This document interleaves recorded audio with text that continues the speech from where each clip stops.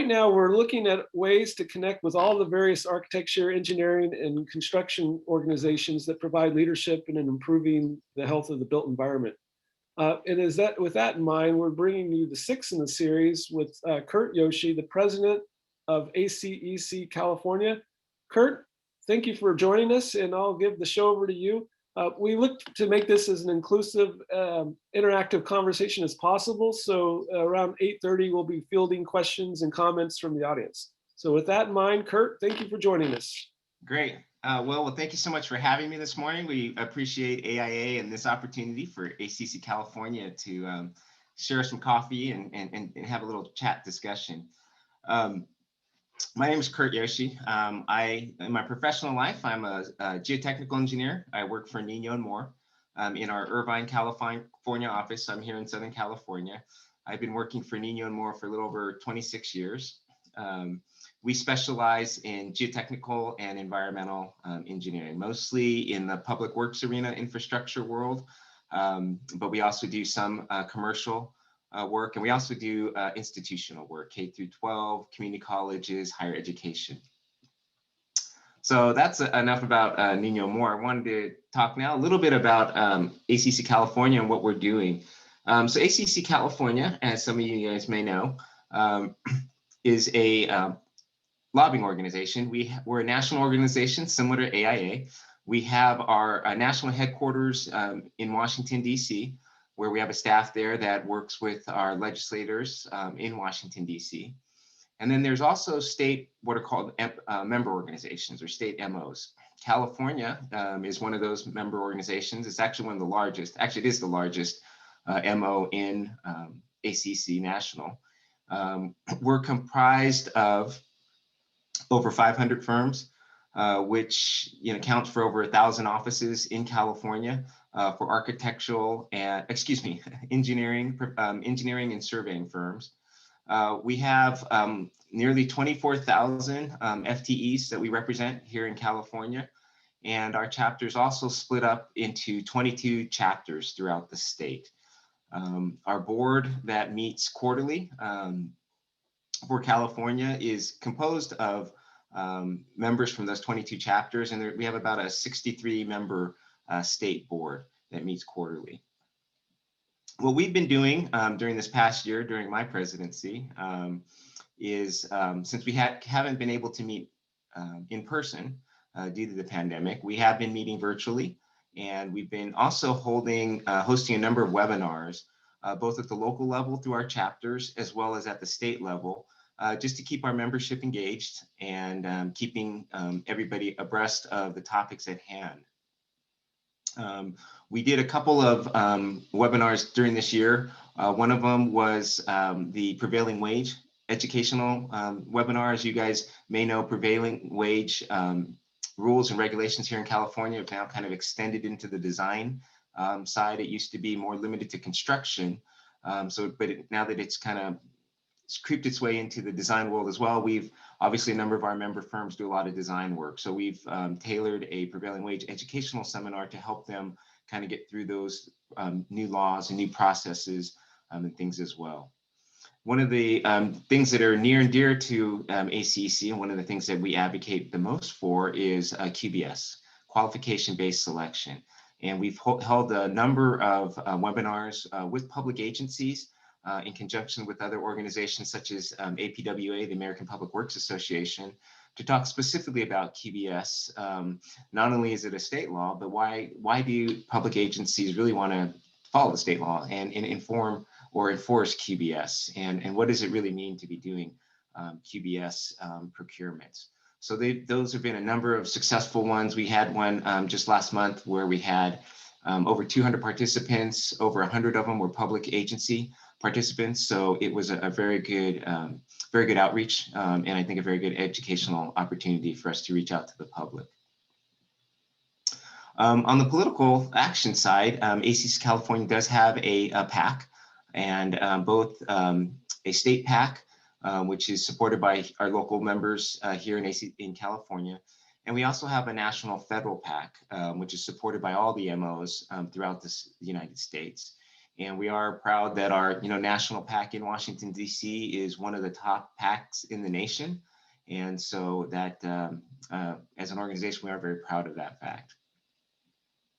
One of the other things that we do as an organization to reach out to both our membership and our clients is we hold a annual Engineering Excellence Awards.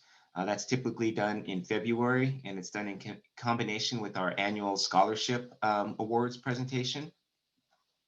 Unfortunately, again, due to the pandemic, we had to do that virtually this year.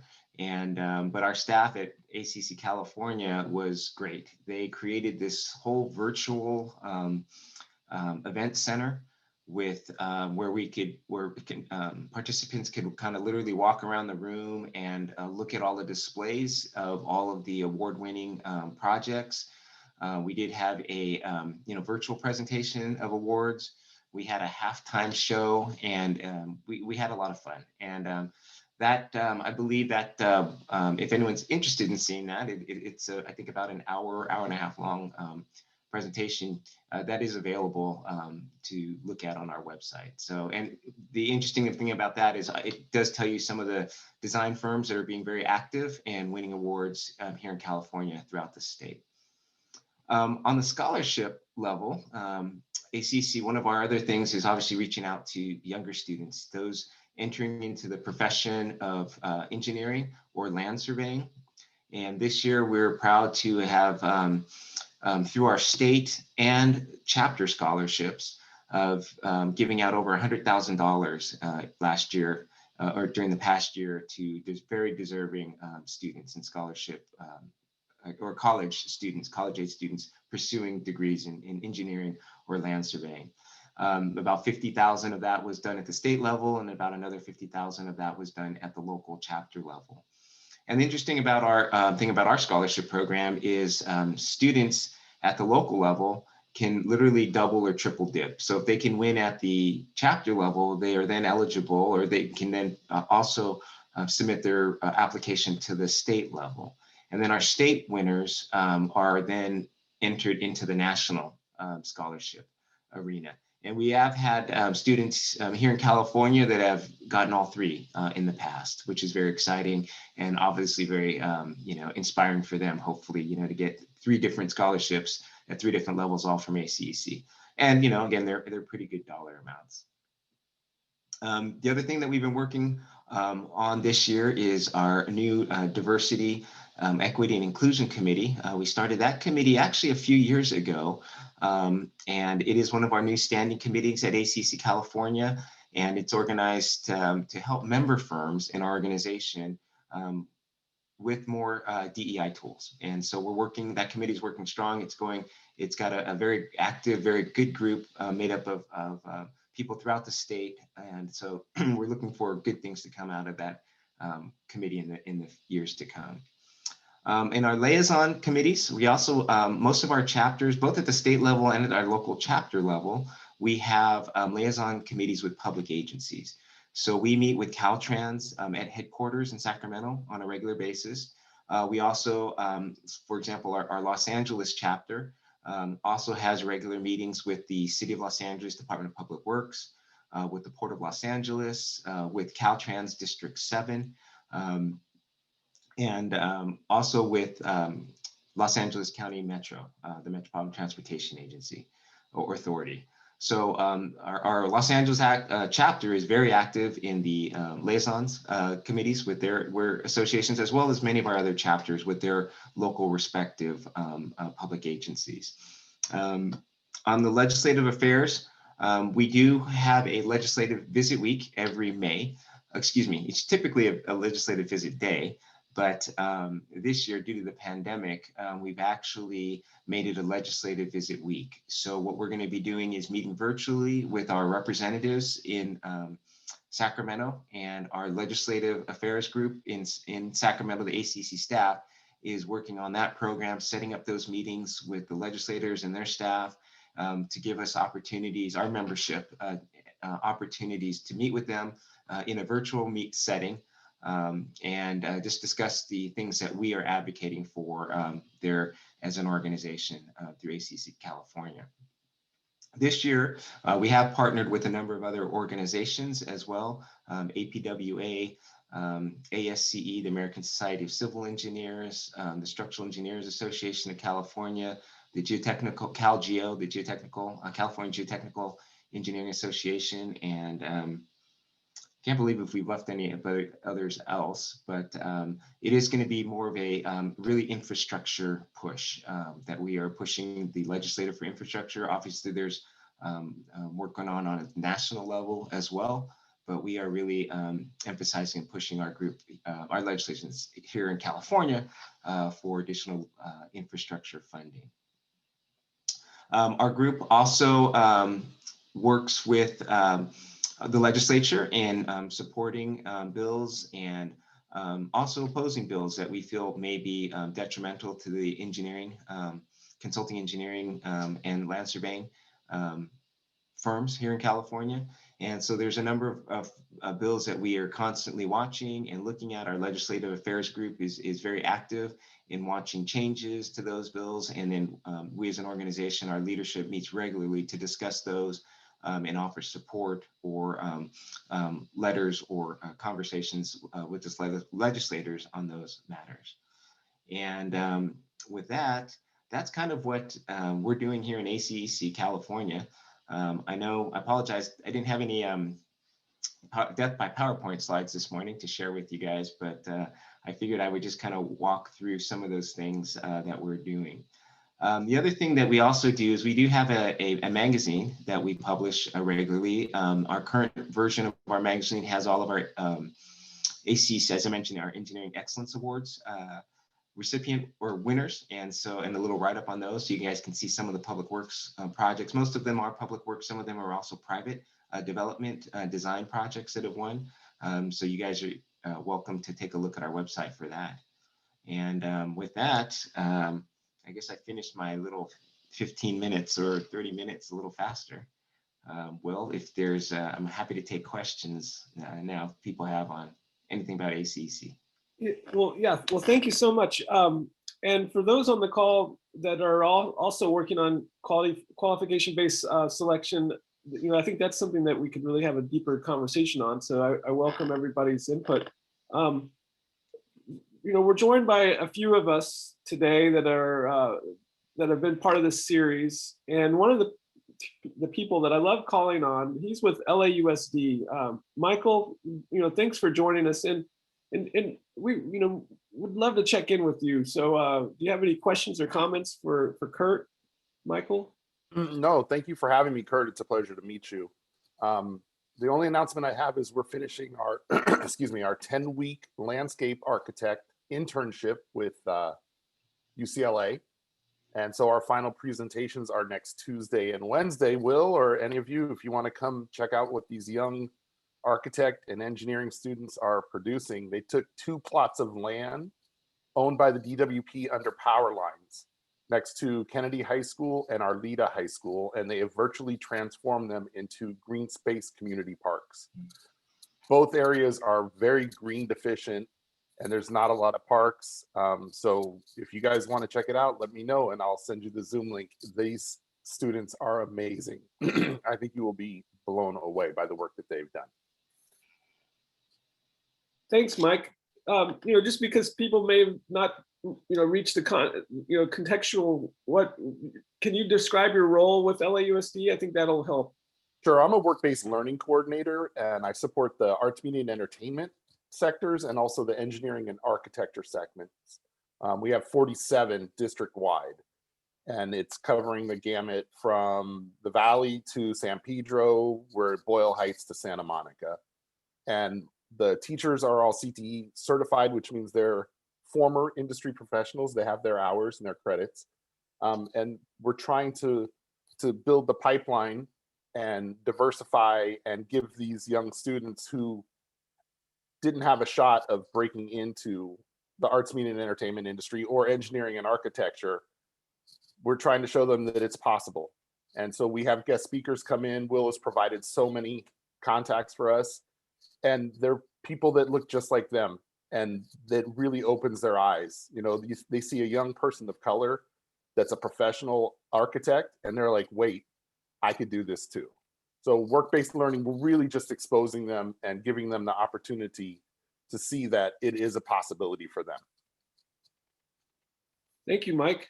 So Thank you. Kurt, I'm curious, what does ACEC do with regards to the future generation? You mentioned a few of the scholarships that you're offering. Do you have any more direct internship programs or mentorship programs? So at the state level, no, we don't. But at the chapter level, I do believe some of the chapters have been talking about that. I'm not aware of any formal internship programs at the chapter levels that we've established yet, but that is something that we could definitely look at. And Brad, I don't know if Brad Deedy, our executive director from ACC California, is also on the call. He's my backstop, so he has all the official answers. But I'm not aware of any of our chapters that do have I know we have a scholarship program that we've established for a number of the chapters for college, right? But I don't know if we've have any internship programs or other outreach. Actually, no, sorry, I just dawned on me that I know our Los Angeles chapter actually has a high school outreach during Engineering Week.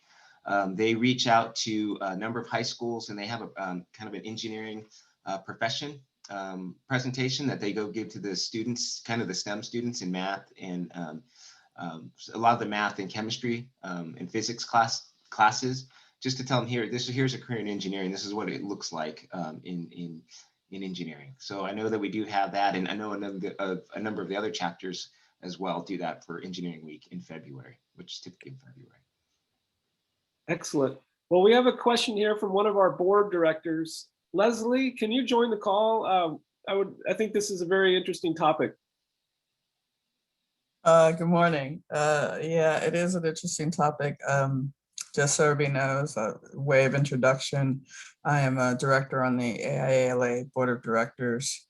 I am the co-chair of our JEDI committee. I'm also a director at Cumming. And next week is Encompass, for those who may not be aware. It's Thursday and Friday morning from 8 to 11:30. I am moderating a panel on Friday morning, actually, about equity in procurement. And so your efforts obviously are of interest to me. I'm kind of coming at it in this discussion from a different perspective. We will have a developer, an architect, and somebody from Metro in this conversation, but I would love for you to speak more to the efforts. It's kind of based on, there have been some RFQs coming out lately from entities like Cal Poly Pomona that are looking to see what firms, what the responding firms are doing as far as DEI initiatives in their own firms. So it's not simply a matter of, did you partner up with a MEB, but what are you really doing in the DEI space? So I'm curious to hear more about ACEC's efforts as far as QBS go.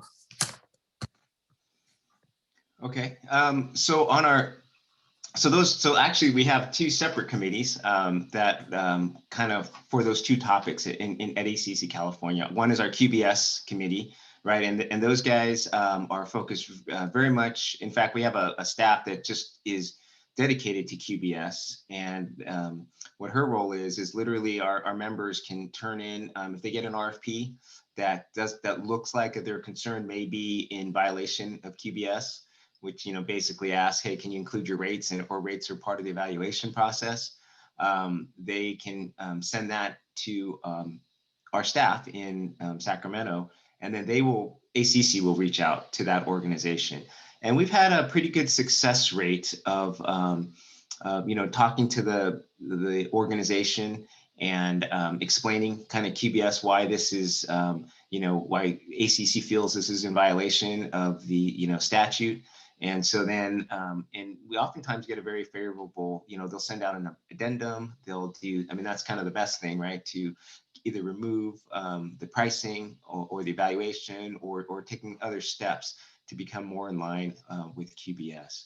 And that's an ongoing process where we, that I'll be honest, there's ebbs and flows in that. There's times where all of a sudden it seems like there's a huge flow of these RFPs coming in throughout the state with QBS. And then other times it seems like, our educational outreach has been working and it slows down, but it does ebb and flow, it seems.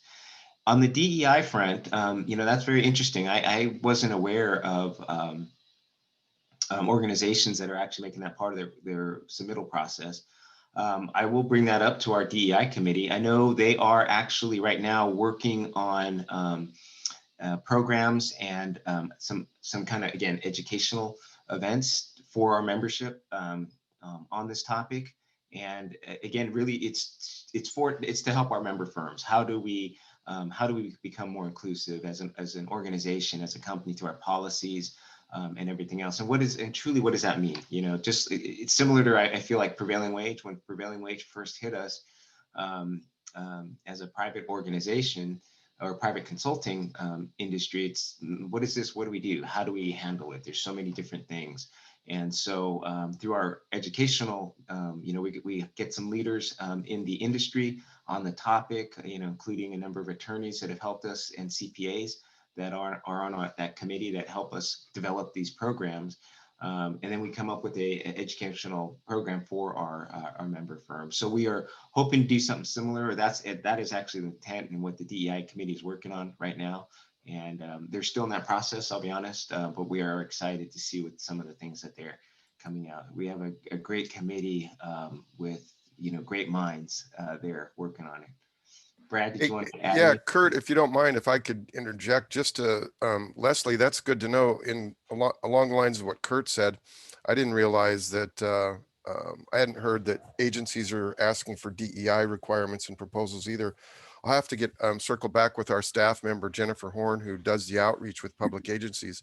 All that said, Leslie, if you wouldn't mind maybe forwarding to Kurt and Will or something, the name of the agency and maybe even a copy of what they're asking for, that is something that I think our DEI committee would be interested in latching onto and trying to figure out how to provide support for the industry. It's a new committee, like Kurt said, our DEI committee is, and we're just kind of formatting what resources do we want to provide and how.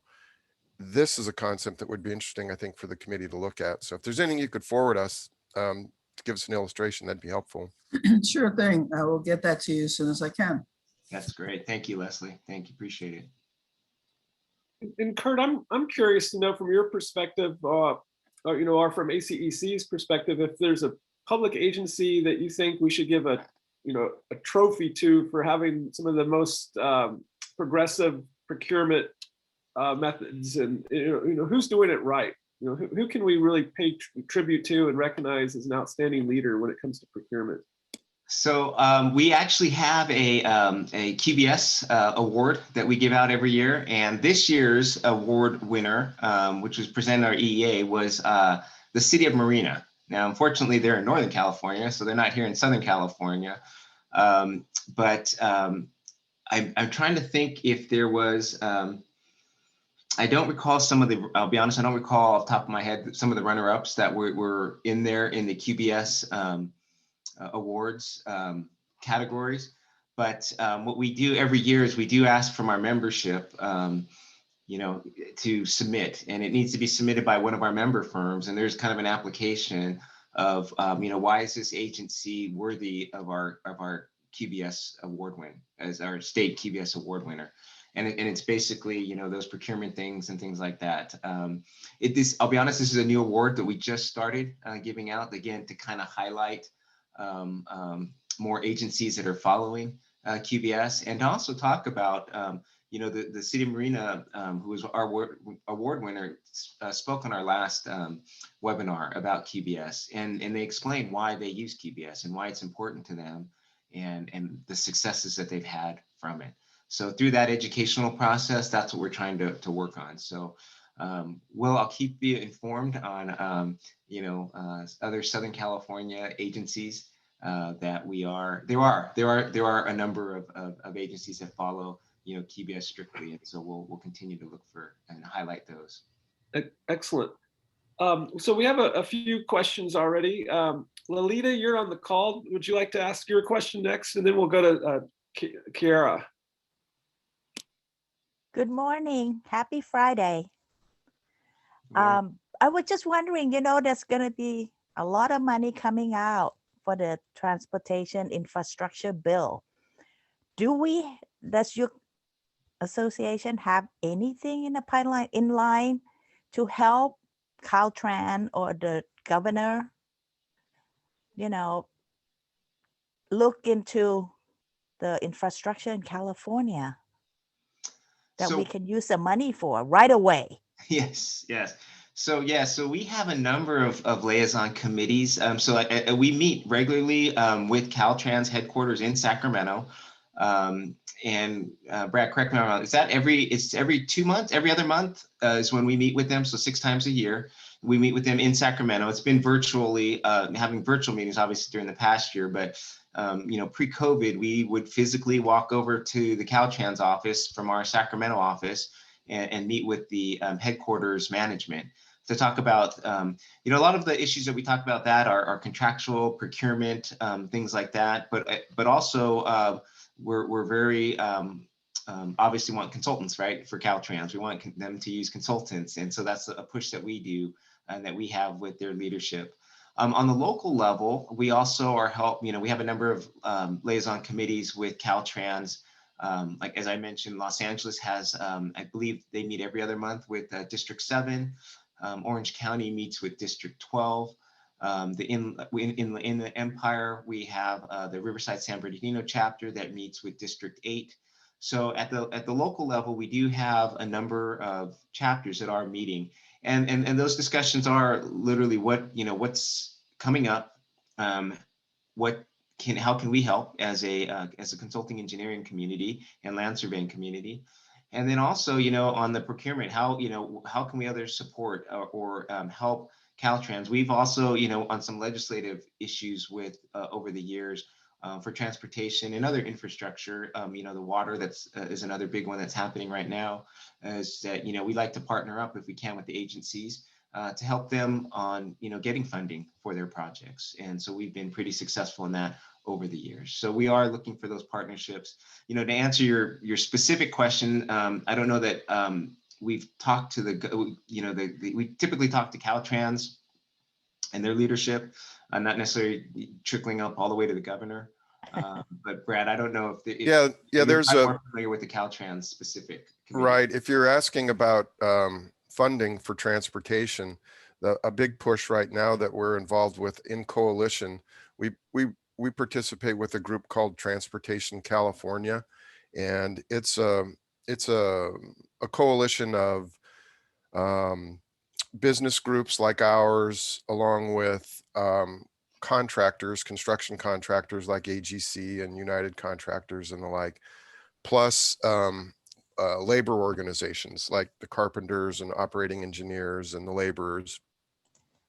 And through that coalition, they have a couple of lobbyists that we all contribute. We pay into the coalition, and we all contribute at different levels. And that coalition has a really strong active lobby that we're a part of for transportation funding. And the big issue right now that they're kind of working on is, lobbying the CTC for funding on projects, and trying to make sure that the dollars that come in through SB1 and the gas tax that was passed a couple of years back, we were very active and contributed a significant amount of money to help get the gas tax SB1 passed and then saved. You might recall that there was an effort to repeal the gas tax, and we contributed handsomely to save the gas tax. But now at the legislature, there's somewhat of an effort to take funds by some sectors, take funds from SB1 and use them in other sort of tangential related concepts in transportation. And we're trying to encourage the governor to not raid any of the SB1 funds, keep them the way that they were supposed to be, and rather tap the general fund for the other kinds of work that some of these other entities are trying to have move forward. So that's sort of where the transportation concept is right now for funding. Thank And you, Brad. I guess the other thing about funding is during the pandemic, challenge, of course, is, and everybody asks this, is how are you doing? Well, I think in our industry, a lot of the projects were funded as the pandemic started. So we've had work and we've been going along. The concern comes, what's it going to look like in another 6 to 12 months when there hasn't been money coming in as much for the gas tax and other local measures around the state that would fund projects. So we're kind of keeping an eye on that too. Thank you, Brad.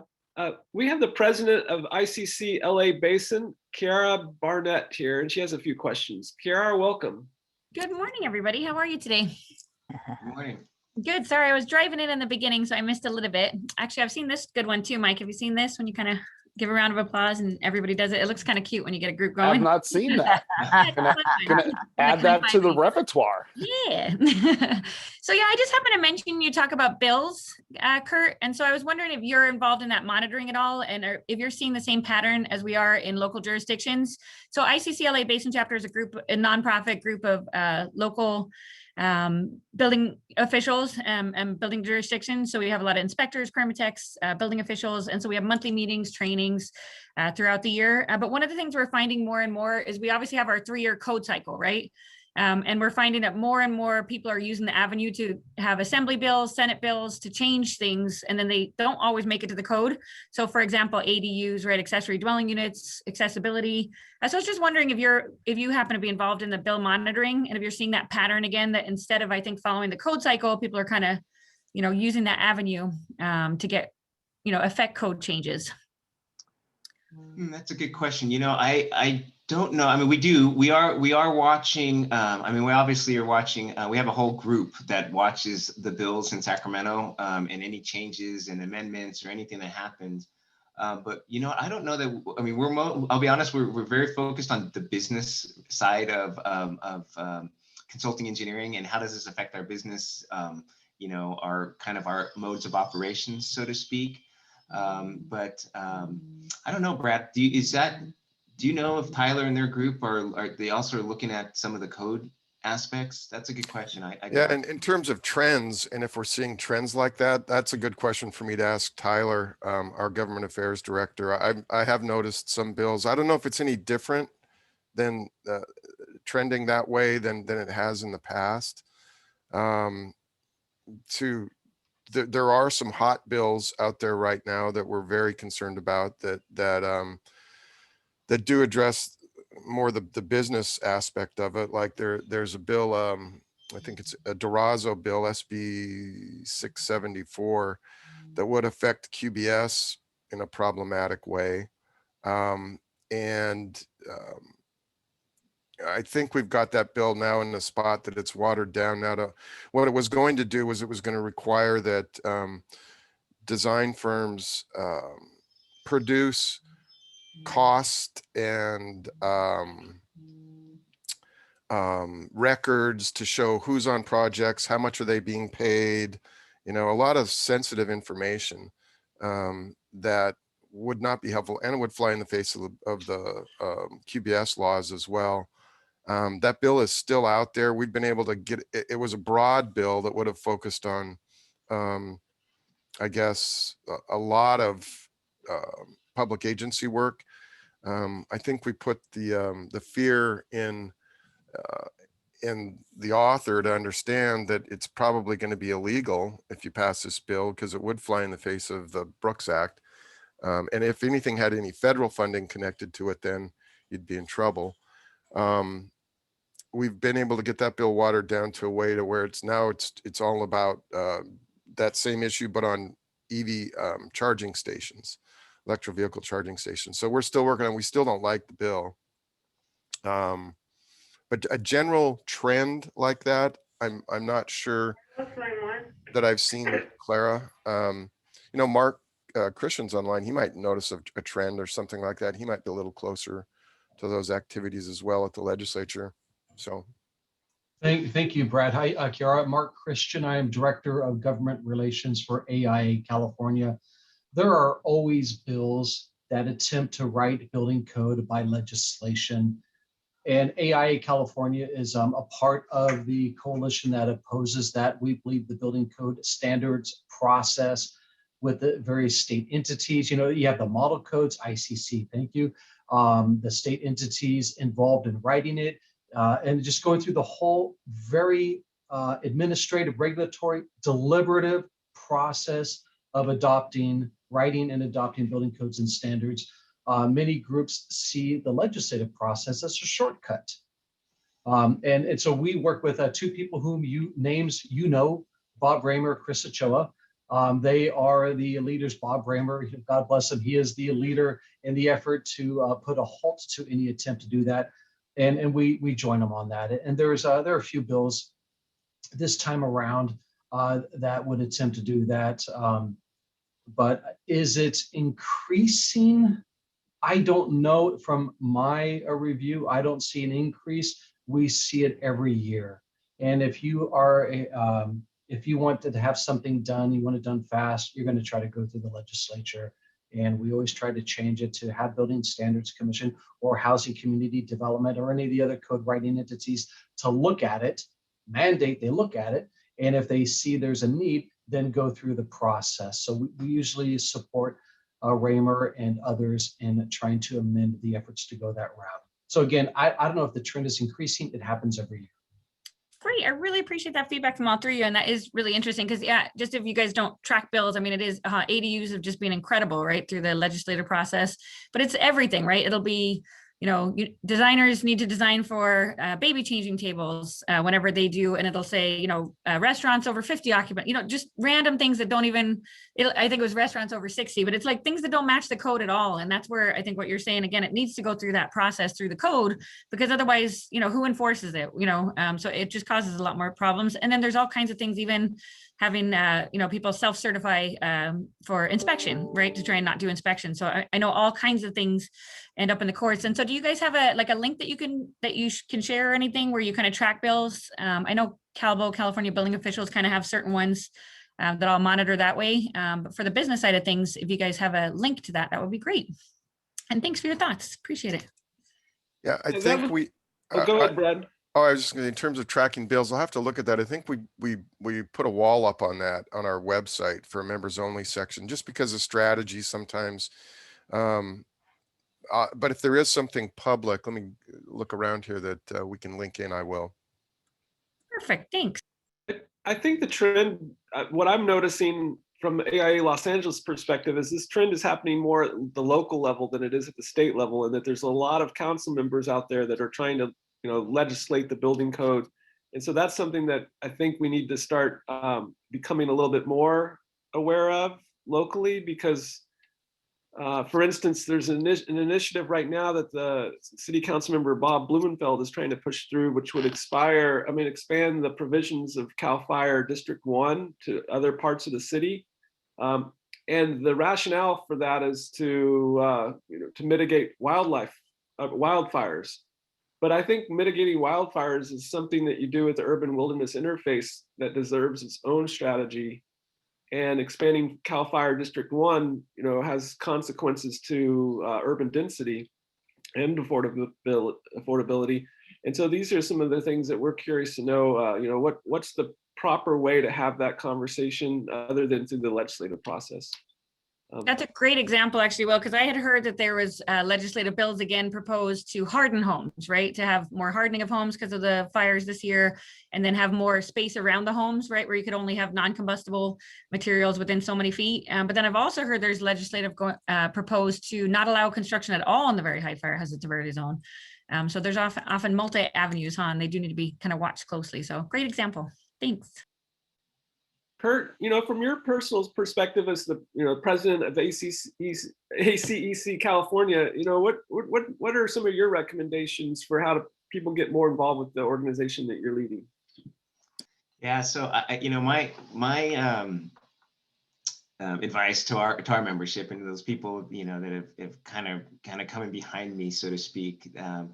I say just get involved in something that you are passionate about, right?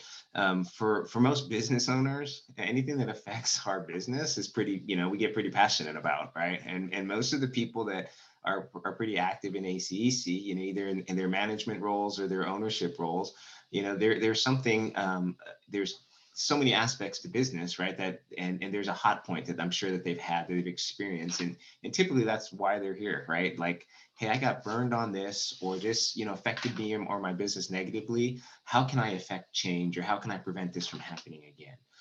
So my advice is, you know, get involved. It's, you know, most professional organizations that I've been involved with, you know, they're all mostly volunteer organizations, and the people that are usually very active are very passionate about what they're doing. And that, I'll be honest, that passion kind of, it's like a wildfire, right? It expands and it flows over to other people. So, you know, when we get involved with these organizations, ACC in particular, California, and this is one that affects and helps our businesses, it's just really exciting to be working with these other people on things that, you know, make a difference. You know, QBS, you know, the forefathers of ACC that came well before me, you know, the fight that those guys put up to get the QBS law in place. You know, a lot of these other things like SB1 funding that, you know, I lived through, you know, we see the benefits of that, you know, to the community, and so, and to our businesses. So I think my advice is just to get involved, you know, find something that you enjoy doing. I mean, I tell that to my kids, right? When you go out there and work, you got to find a job that you enjoy doing. Otherwise, work is work, right? And so you don't want to be dreading waking up every morning to go to work. And I say the same thing with, you know, and we already have our own jobs, right? So that's already set. But to volunteer your extra time, whatever free time you have, you know, outside of your professional life, you better be something that you enjoy or passionate about, right? Otherwise that becomes a draw and that becomes negative. So, and I found that most of the people that I work with in these organizations that, you know, just give the extra mile, it seems like these guys never sleep. But it is because they're just passionate about what they're doing. And it's fun to be around passionate people, right? And people that are getting stuff done. So. Kurt, yeah, thank you for that. That's really helpful and inspirational. We have a question from Giordano. Giordano, it's more of a technical question. Welcome to the call. Hey, I kind of was answering it myself, but I think it's kind of evolved into like a sustainability question. So I just did a quick Google search on like where the red coloring comes in our paved surfaces in some states, and it said pink granite. I don't think that's the case for all the states. I was wondering if anyone happened to know anything about this. And then I guess like in terms of costs of, I imagine it's because it's local, it's cheaper to use that aggregate. But yeah, just curious about this. I'm sure. So the questions about like colored paving? Yeah. So like in New Mexico, Colorado, I was on a road trip and I saw that there was like a red oxide-ish coloring on the highways. I saw that there was a pink granite quarry in New Jersey, but I can't imagine that's where this is coming from. So I was wondering like if it was a different material and like what's the cost effectiveness of it, perhaps, like why would it work there versus like in other states? So generally, you know, for paving, right? It's there. So asphalt. I mean, if it's an asphalt concrete, right? It's going to be composed basically of the local aggregates, right? Because the most expensive thing to do in construction is move dirt or move earth, right? And import export. So all highways that you'll see throughout the United States or any roadway anywhere it's going to have local sourced materials, right? Because that's just the least expensive way to do it. And the coloring that you're probably seeing is more likely it is the aggregate, it's the rock. So my guess is their local source has that color to it. Also, similarly, you know, the other aspect to asphalt concrete is the binder or the asphalt itself. And depending on the conditions and the weather, you know, sometimes it'll oxidize differently or it'll rack differently slightly with the aggregate. So yeah, those red roads, my guess is it's the combination of the local source materials. And the reason is because that's the least expensive material, you know, to get on the ground in that area. Yeah. So I suppose another aspect of the question would be, so do we have those in California as well? And do we choose not to mine them? Is that also a factor in this? You know, that's a good question. I don't know. You know, generally speaking, as far as rock quarries and mining and that goes, again, this is my own personal, you know, understanding. I may be wrong, but you know, it's all about economics. You know, where is the source, right? And can we excavate at, you know, what's the most economical way to get to it?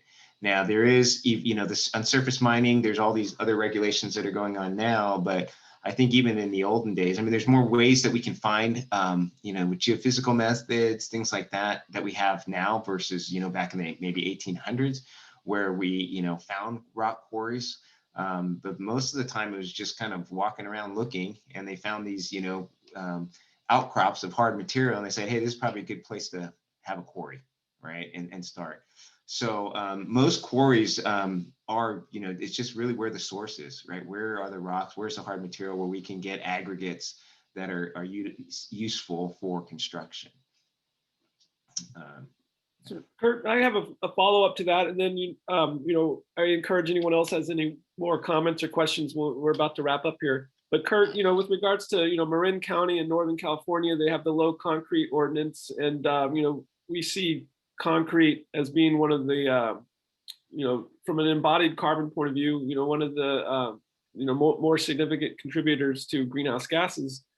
And I'm just curious, from your point of view, or from your industry's point of view, if you're seeing more opportunities for low carbon concrete as a viable solution. Well, I haven't personally. I haven't seen that, and we get involved with a lot of. You know, we have a materials testing and inspection division within our company that does a lot of public work inspection, right? For Caltrans, for schools, for hospitals. You know, I'll be honest, I haven't seen any specifications about low carbon footprint materials. You know, again, most of the, when you're in the public works arena, you know, it's low bid, right? You know, by definition, the public agency has to pick the low bid contractor. And so these guys are going to be going for the, you know, the lowest, you know, prices for the materials that are going to be acceptable. And I'll be honest, I haven't seen any specifications. Like, you know, obviously we work a lot with Green Book and the Caltrans standard specifications. I haven't seen anything on the low, kind of on low carbon. But, you know, speaking on this, how do we get this, you know, started implementing? You know, I think it's section 600, I believe, that they have the alternative Green Book specifications before they get officially, like, they're kind of adopted, but they haven't been kind of officially put into the right location within Green Book. That might be an area to start with with APWA and the Green Book committees, getting those specifications there, and then the, you know, public agencies can specify, you know, you can specify, hey, we want this material, and it's a standard Green Book specification, right? And then you can have something to bid against. Yeah, regardless of cost, well, this is what's specified. So that might be an avenue to try to work towards. Thank you. I'll put the Marin County ordinance in the chat feature here, but Okay. you know, we have a few minutes left. I invite anyone else on the call, if you have any thoughts, comments, this is your chance to share. Otherwise, I'll give it back to Kurt to, you know, do some closing remarks. And you know, we're really looking to find a way for the AIA Los Angeles chapter to connect with you more often, and we just appreciate this this opportunity to hear your thoughts. And you know, we have another one of these breakfast receptions coming up at the end of the month, and I'll share more about that. But how about before we go, that we hear one more time from Leslie. Leslie, are you still on the call?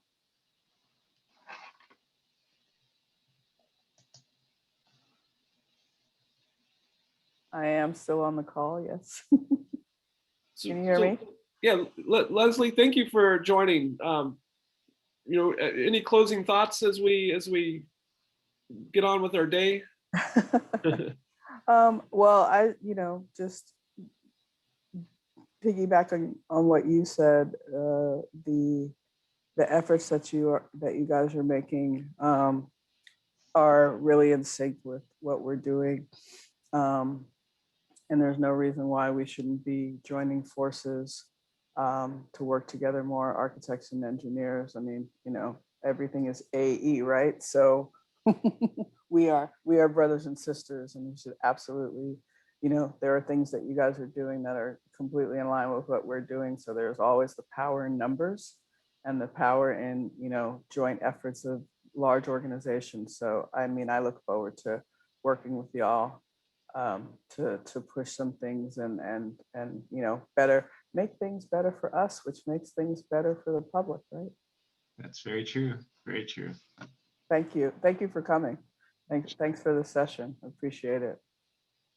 Thanks, Leslie. So Kurt, you know, I'll give it back to you, but you know, we really want to just give you a round of applause. But if any final thoughts, any final comments, and you know, we'll. Sure. Well, again, I thank you guys all for your time this morning, for you kind of hanging out for the last hour. ACEC California, you know, appreciates the opportunity to reach out. We're happy to, you know, work. I know in Sacramento, Tyler works with Mark on a number of issues already. But here at the local level, actually, I see, you know, Jesse Urquides on the line. He is from our ACECLA chapter. And again, that's actually one of our largest chapters in the state. You know, of course, I'm coming from Orange County, so we are larger than them in FTEs, but they like to brag that we are the largest in companies. Yeah, they are the Mr. State largest President. in member firm companies, but we have more people, which is, you know, actually surprising to me if you think about it. You know, I mean, as big as LA County is and as small as Orange County is, as population-wise, a number of the engineering land surveying firms are in Orange County. I mean, people, I guess, you know, obviously the number of firms, obviously in LA is much greater. But anyway, Jesse would probably be the best contact for ACC LA and AIALA to kind of get together, maybe even have, you know, joint meetings or, you know, topics of local interest. I do believe we're doing a great job with the two organizations at state level, but, you know, maybe all of our, maybe we can have a conversation of how do we get our local chapters more engaged at the local level. And as some of these conversations, the topics that we're here today, it seems like there are, you know, you know, watching the local legislative issues on trying to change the building code is going to affect all of us, right? So that would be a good thing. Excellent. Well, with that in mind, yeah, I definitely welcome the opportunity to connect with the local chapter, and I'll reach out to you, Jesse. And I think we've met a few times, and I look forward to that connection. Well, everybody, you know, I want to encourage you to do a round of applause. Kurt Yoshii, president of ACEC California. It's been a pleasure. Thank you so much for your time and your leadership.